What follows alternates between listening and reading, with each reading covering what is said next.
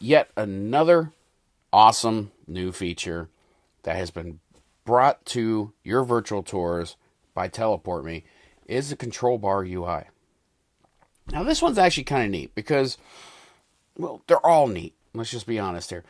But this one I really like because in the past, the little icons up here in the right hand side have always been just kind of there. Nothing fancy, nothing special, just there.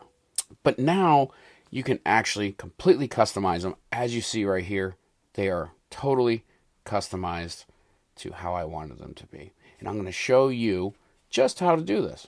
Okay, so you go up, like always, to your add button, and you come over here to ControlBar, you hit the plus sign, and that's going to bring up over here your block.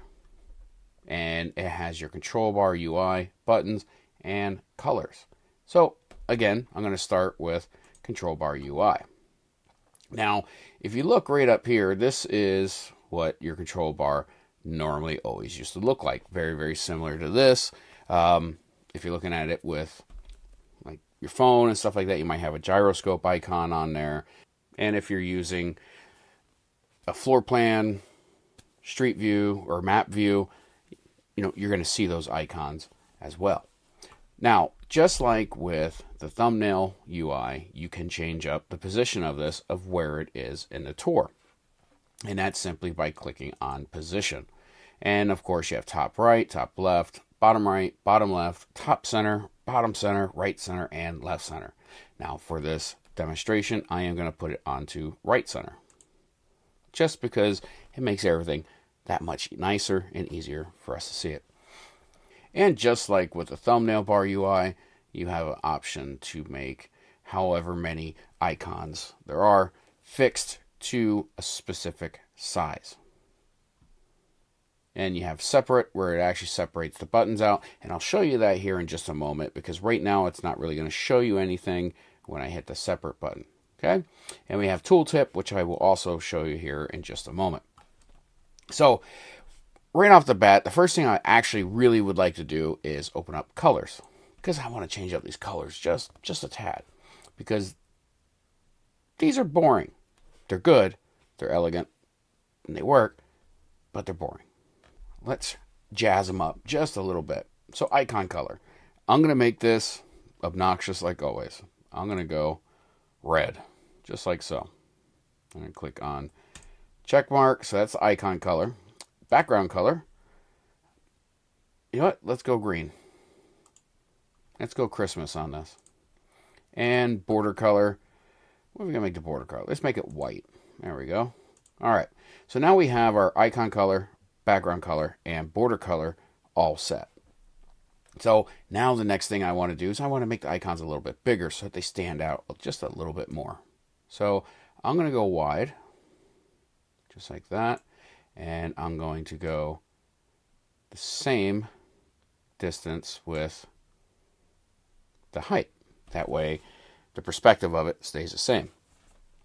Now, icon size here, I'm going to increase the size of my icons, like so, just to make them a little bit bigger in that space. And I'm going to change up the radius all the way over. And now I'm going to click, oh, wait, before I do that, I want to make, there we go, a little bit of a border width. So now I want to hit separate. And there you go. As you can see there, we have nice round circular buttons. Now you can play around with these just a little bit to get the kind of the look that you're wanting to go for with these. This right here actually looks pretty good. Okay, with buttons, you have sound, full screen, info, VR, screenshot, floor plan, dollhouse, map, previous, next, and orientation. So that's kind of the gyro. Like on phones, it's the little gyro icon. Now you'll notice that even though these say enabled, you're not seeing them. Well, you're not seeing them because it's not something that is actually active. Like, for instance, I don't have a dollhouse built for this virtual tour. I don't have a map set up for the virtual tour, nor do I have a floor plan, so you're not going to see those. VR I don't have VR really set up for this, so you're not, again, going to see that.